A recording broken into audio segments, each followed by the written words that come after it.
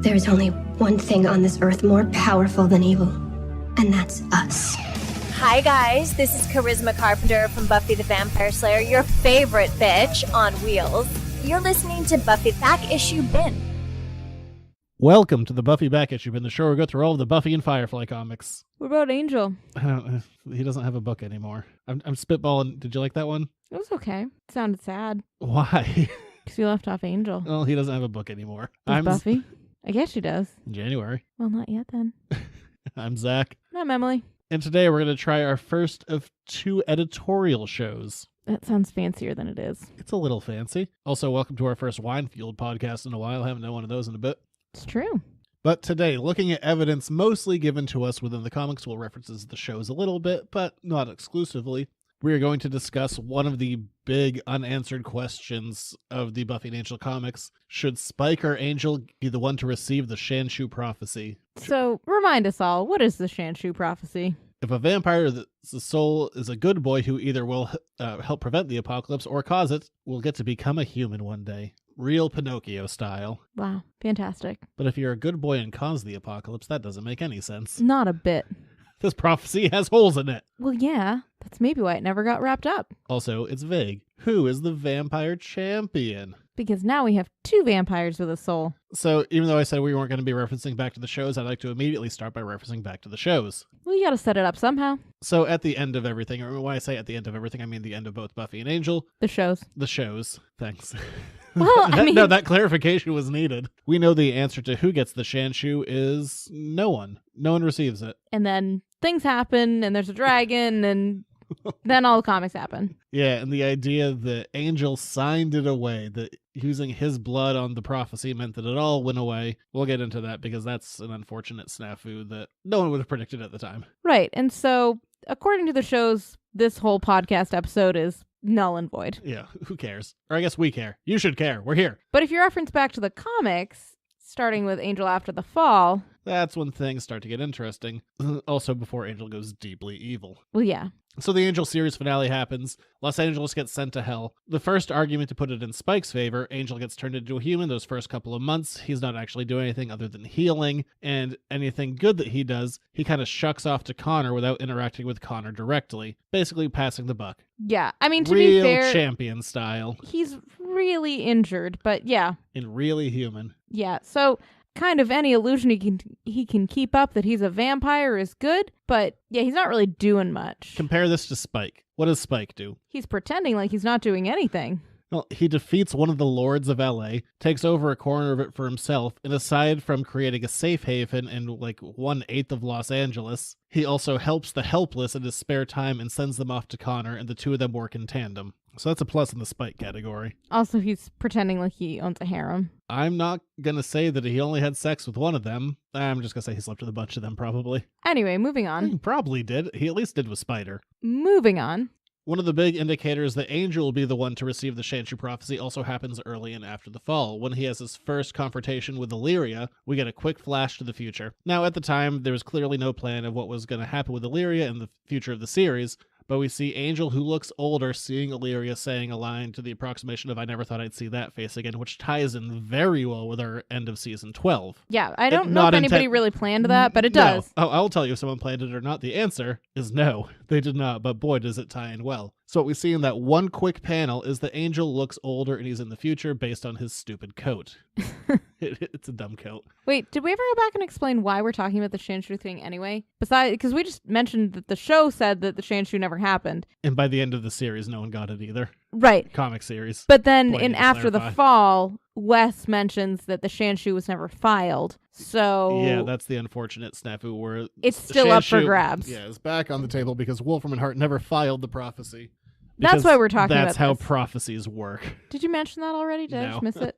Okay. Wine podcast. Yeah, probably we should mention that to start off with. This is... so the comics take something that the show said was all done, and the comics said, JK, it's not. Well, I don't think the show ever planned on it to be done. It was just that they were canceled before they thought they were going to be and just didn't have time to resolve that very important plot point. Right. So then the comics took up that plot point, and here we are now saying, all right, it still was not dealt with after an extra 4 seasons, so who should get the Shanshu? But going back to the flash of Angel in the future, we see what looks to be an older Angel. But this might not mean that he's necessarily human. We've seen vampires who age and have changing features over time. Going back to season 3 of Buffy with Kakistos and his like cloven hands and all that, or seeing the Master. But we've only seen vampires who age deep into the future. And vampire face Angel, that's not his default. So we don't know necessarily what an older vampire would look like. So potentially he's human, or potentially he's just aged.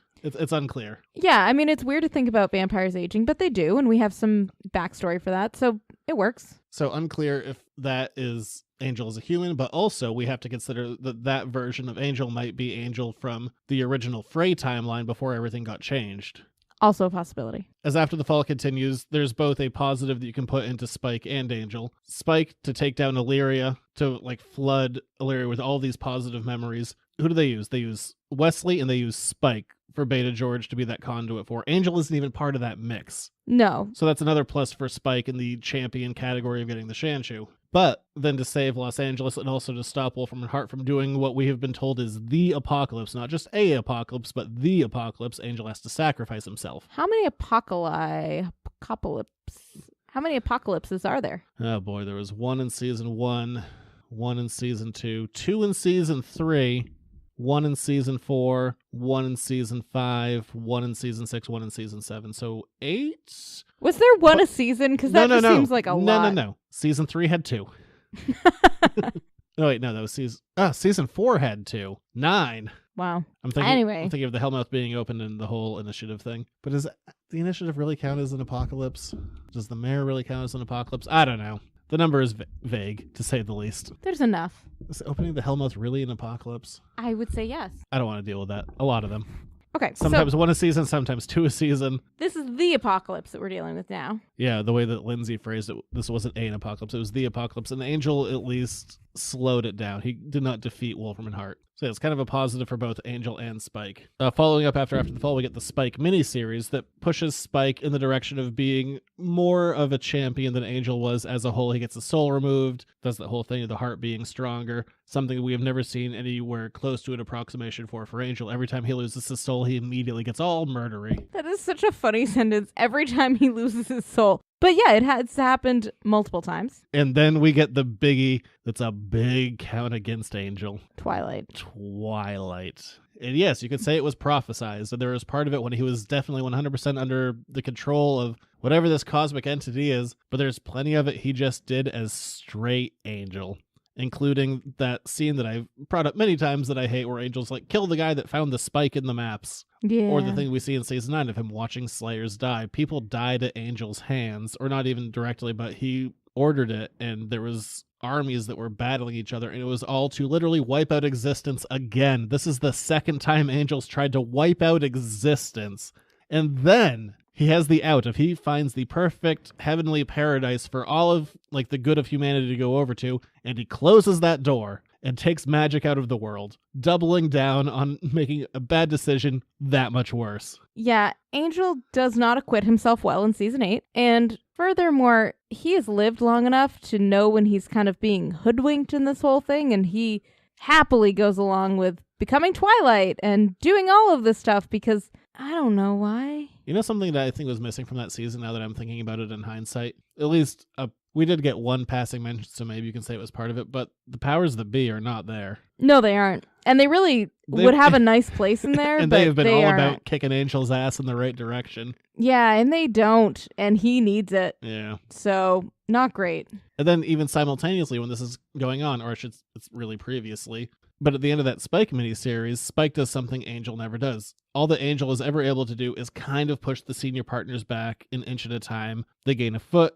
he pulls them back an inch, and so on and so on. What does Spike do at the end of that series that Angel never did? You're giving me shifty eyes. Goes toe-to-toe with the senior partner, and he takes him down. Oh, that's right. Angel never did that, and he pushes Wolfram and Hart out of this dimension. That's right. Another plus in the Spike category. I totally forgot about that. Yeah, Angel never ever did that. No, of course not. So, after Angel almost ruins all of existence, season 9 is all about Angel essentially being selfish and trying to get back at his ex-girlfriend's good graces by trying to resurrect Giles. Yeah, I mean, never mind the fact of everything else that he's screwed up. He's like, but what about if Buffy likes me?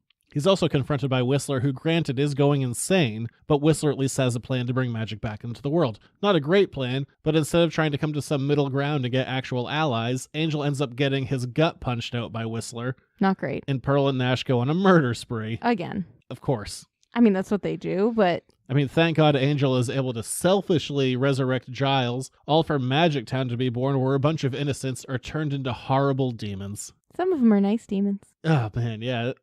Season 9 is great, but I don't think Angel comes out great in it. No. I mean, compared to on the other side, Season 9, I'm not going to say that Spike makes world-changing alterations. He's mostly there to say, hey, Buffy, someone's trying to kill you, and no, I'm not in love with you. But you know what? On the other half of that, Spike doesn't try to destroy the whole universe. So that's a plus. So that's like a major plus in his category, that his mistakes are much more on the individual basis as opposed to the entire humanity basis. I mean, Spike's most evil plan ever was, I'm going to go kill a Slayer to impress my girlfriend. Which, granted, is not a great plan. But on a scale of Angel trying to wipe out existence twice... Yeah, so much better. A million times better. Just, kill that one girl. It's fine. Don't worry about it. Well, it's not fine. And also worry about it because... It's Buffy. Her kid... Well, yeah. For a second, I thought you meant Robin's mother. I mean, really, 3 for 3. The one in the Boxer Rebellion. Wasn't he trying to impress Drusilla in all of them? Well, he was just kind of drunk on the idea, but yeah. Yeah, in general. So he killed 2 girls, tried to kill 3. He's 2 to for impress 3. his girlfriend. But anyway. I mean, if we were grading this, he'd still fail. Can't pass with a 66. And a 6 and 2/3. I don't know. I guess some things like 60 is failing. When I was coming up, 70 was failing. In college, 60 was failing for you. Not 70. All right, then I'm halfway right. Not great. That's still not passing anywhere. Spike is still all conflicted about Buffy and their relationship, and blah, blah, blah. Doesn't really move things forward with trying to save the world. There's one aspect we get to it. But when Spike is confronted with Dawn is fading away, his reaction is, I'm going to choose the girl over the world. And he goes to Dawn. We've talked about this moment. It's one of my favorites in the entire series. But if you want to talk about it on a scale of who gets the Shanshu, Angel saves the world, and Spike goes to talk to one person. Right, who, granted, plays a very important role in a lot of things and blah, blah, blah, but yeah, it's not really on the same scale. But on the other hand, in Season 10, we also get Spike and Angel together in the same story, and we get the conversation with Willow, between Angel and Willow. The Angel is stagnated. He has stagnated for many years. He's kind of the same character, even throughout Seasons 9, 10, 11, 12. I'd say after the fall he has an arc, but after that, he's still kind of the same guy. It is acknowledged that Spike is still changing. That's an important moment. Keep that in your mind, dear listener. And Angel's whole thing is, oh, well, I've been like this for a while, and Spike will get there eventually, except we don't really have evidence of Angel ever having growth. When he got his soul back, he got sad, and then when he found a teenager he wanted to have sex with, he started killing things. Demons, though, not people. Yeah. Just so we're clear. Positives. But he never had an arc of change, really. He just kind of went from one to another. Yeah. And as we learned in the comics, it was all just part of Whistler's plan to get him to Twilight. So nothing is actually positive there. Right. Meanwhile, you have Spike, who came to this decision on his own that he wanted to get his soul for Buffy. I still don't think that's real. But whatever. We've talked about that. I think that whole, bitch is going to see a change. She's going to get what she deserves. I don't think he actually meant to get his soul, and I think it's all a big misdirect. Anyway, doesn't really matter, but he did get a soul somehow. And then once he has a soul, he has really gone through this whole thing of he was paralyzed with just absolute remorse over what he had done before in a basement. Well, yeah, what was that line that Angel had? He's like, I spent 100 years coming to terms with what I did. You spent 3 weeks going crazy in a basement. I'm not word for word on that one. I know I screwed it up at the end. Sorry, guys. Wow. You should be sorry. I'm usually pretty good. That one, I didn't get quite there. Blame the wine. You are usually pretty good. Do you know it? It just wasn't right.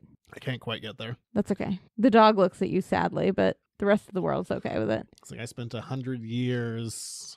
Ah, boy, I can't get there. That's okay. We get the gist. So that's where Spike starts out, and he just kind of goes on a pretty upward track. He doesn't really have any major missteps back. He does things like missteps are like the first takes over his brain and makes him kill a bunch of things. Right. And that's a problem, but also it's taken over, so can't really control that. And things like he chooses Dawn over the rest of the world, which is not great, but again, to be fair, there were other people that were handling the rest of the world issue, and nobody was really handling the Dawn issue. So he made a choice, but he doesn't make any choices on the level of Twilight. He doesn't make any choices on the level of Angel's major missteps. He doesn't stumble once he's kind of back in that world. Like, I know some people are mad about Spike sleeping with Harmony kind of on and off. But to be honest, I know some people like to look at like as a very gallant character. Spike getting down is not out of character. No. Did you call Spike gallant? Some people, it's like, oh, Buffy is his true love. He would never have sex with anyone else. Yeah, he would. Yeah, he totally would. Yeah, absolutely. He did, actually. A couple of times. But he's also very clear that that Harmony is not his true love. That it's not... No, Harmony is a body. He has kind of... That sounds terrible. Yeah, it's kind of what she is to him. You really shouldn't say that. That sounds awful. It's kind of true. I don't think you should make that face anymore either. That's a bad face too. But anyway, he's put himself out there with Buffy, and in the moments that he turns to Harmony, it's because Buffy says no, or Buffy's otherwise engaged. You said my thing was harsh. Buffy said no, so he just banged a rando. No, I mean, he went to Harmony. At least he knows Harmony. They have a very clear understanding of what their relationship is. Yes, they do. So... Blondie bear. It's terrible.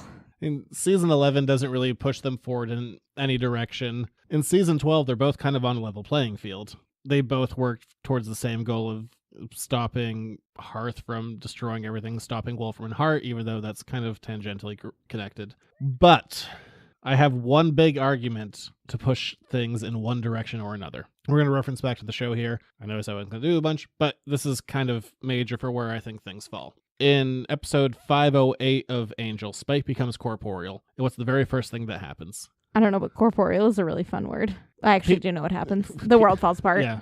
People start bleeding from their eyes. Phone lines are just sending out screeching things. The world is literally... Also, can we talk about how people bleeding from their eyes and phone lines being cut are like two terribly Screeching. very different things? Anyway. People are beating each other to death. The world is literally falling apart. Why is the world falling apart? Because there are two vampires with souls that are champions. And what we're told by Eve, and kind of a throwaway line, is that the senior partners sorted it out. But what happens in season 8? Magic is removed from the world. Season 9, magic is restored. Well, we get that restoration of magic. Everything kind of goes to a factory reset. Dawn has to go through all of her emotions that she had when she was first gone from key to human.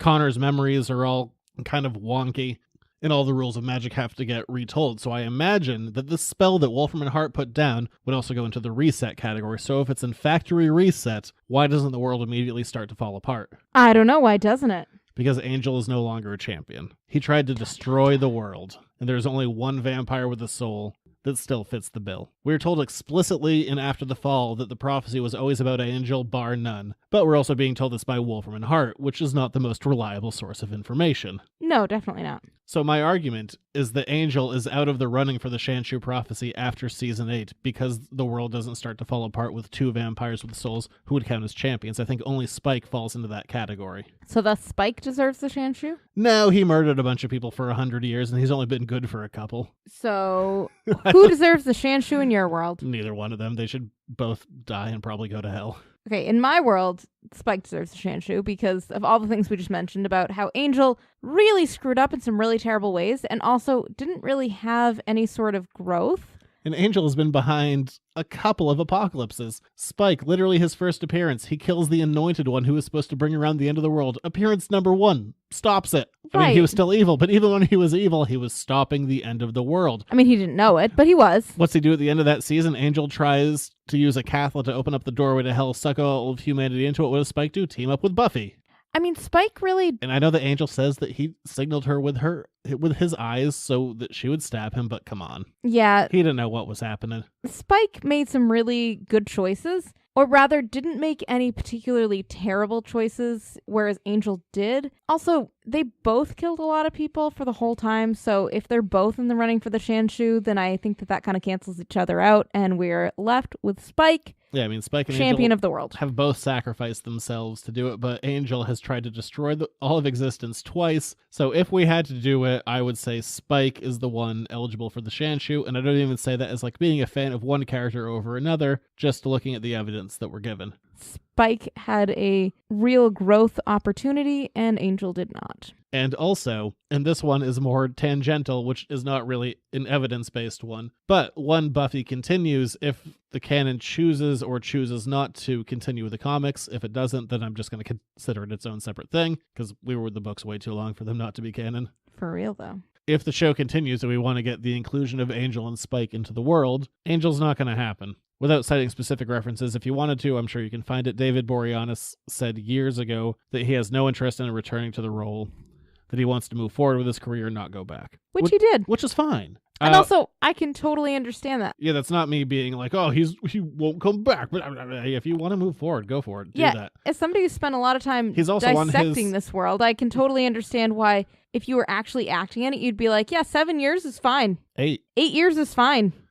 He was up for the Angel TV movies right after the show, but that was also pre-Bones. He's now on his 4th successful TV show. He doesn't need to go back. No, he's pretty solid. And James Marsters is on a show right now, which is doing well. And he said that he what's his show?